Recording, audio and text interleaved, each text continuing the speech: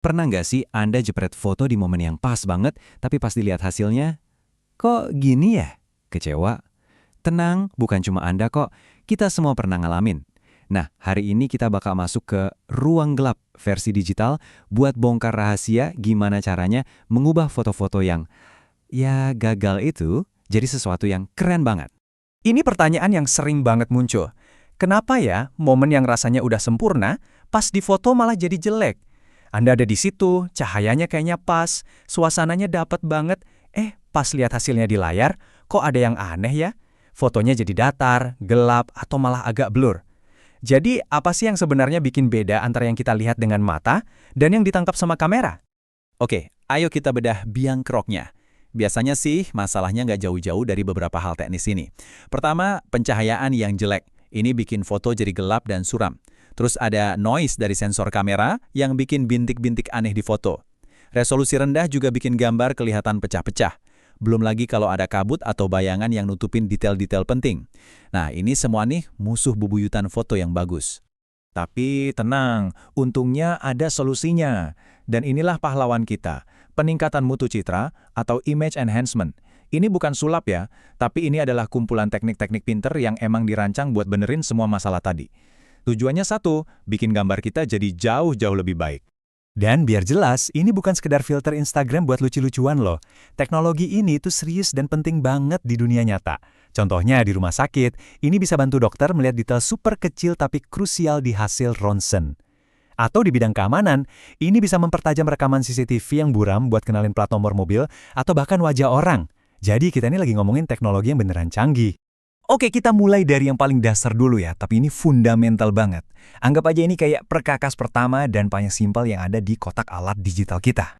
Namanya pemrosesan titik atau point processing. Gampangnya gini, metode ini ngelihat tiap pixel di foto itu kayak pulau yang sendirian. Jadi apapun perubahan yang terjadi di satu pixel, dia nggak peduli sama sekali sama pixel-pixel tetangganya. Benar-benar operasi satu lawan satu yang fokus banget. Nah, di dunia nyata ini gunanya buat apa? Sebenarnya Anda pasti udah sering pakai ini tanpa sadar. Setiap kali Anda geser slider brightness buat nerangin foto yang gelap atau naikin kontras biar warnanya jedar. Nah, itu dia, Anda lagi melakukan pemrosesan titik. Kelihatannya sepele, tapi ini penyesuaian dasar yang efeknya langsung kelihatan.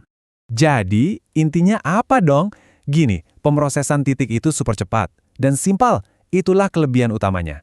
Tapi, karena dia egois dan nggak ngelihat tetangganya, dia jadi kurang jago buat ngatasin masalah yang lebih ribet, kayak ngilangin bintik-bintik noise itu.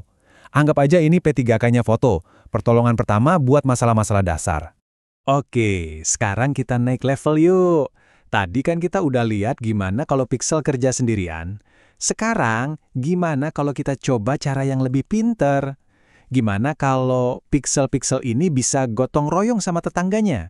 Nah, ini dia bedanya. Di pemrosesan spasial atau spatial processing, kita nggak cuma lihat satu pixel doang. Kita lihat satu pixel plus lingkungan sekitarnya. Dia pakai yang namanya filter buat ngintip informasi dari tetangga-tetangganya. Baru deh dia bikin keputusan yang lebih cerdas soal gimana cara mengubah si pixel target ini. Cara kerjanya kira-kira begini. Bayangin aja ada jendela kecil yang jalan-jalan di atas foto Anda.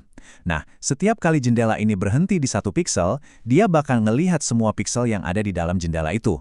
Terus dia ngitung, misalnya nyari nilai rata-ratanya. Hasil hitungan itulah yang nanti dipakai buat nge-update nilai pixel yang ada di tengah-tengah jendela tadi. Dan kemampuannya ini jauh lebih canggih loh. Pernah kan punya foto yang agak blur terus pengen ditajemin? Nah, itu kerjaannya pemrosesan spasial.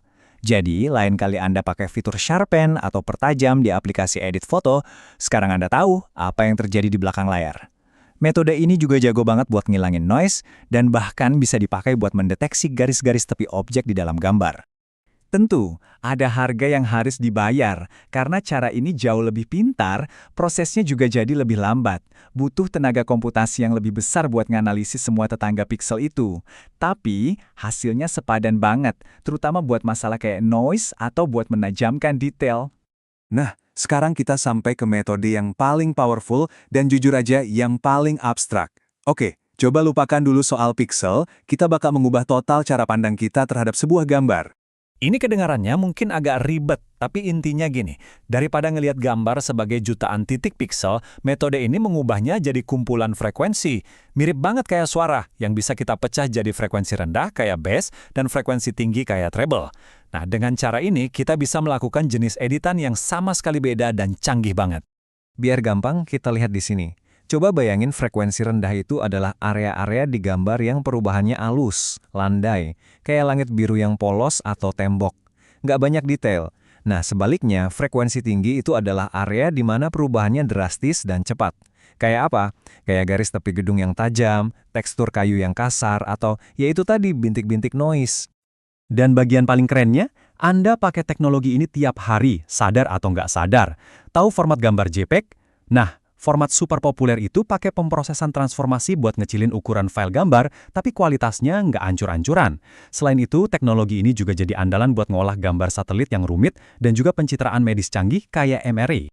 Oke, kita udah ngebahas 3 metode yang beda banget. Sekarang, ayo kita kumpulin semuanya jadi satu dan kita lihat gimana mereka semua ini bisa jadi satu set perkakas digital yang komplit. Tabel ini ngerangkum semuanya dengan pas. Pertama, pemrosesan titik. Paling cepat, cocok buat perbaikan dasar kayak atur terang gelap. Kedua, pemrosesan spasial. Lebih lambat, tapi jagonya buat urusan menajamkan gambar dan ngilangin noise. Terakhir, pemrosesan transformasi. Paling rumit, tapi ini buat kerjaan kelas berat kayak kompresi gambar atau analisis ilmiah. Intinya, setiap alat punya tugas dan spesialisasinya masing-masing. The right tool for the right job. Jadi, lain kali Anda lihat foto yang rasanya kurang oke, jangan buru-buru dihapus. Coba ingat, di balik piksel-piksel yang kelihatannya biasa aja itu, bisa jadi ada dunia detail, warna, dan kejernihan yang tersembunyi, yang cuma nunggu buat dikeluarin. Pertanyaannya sekarang adalah, kalau Anda punya alat yang tepat, keindahan tersembunyi apa yang bakal Anda ungkap dari foto-foto Anda?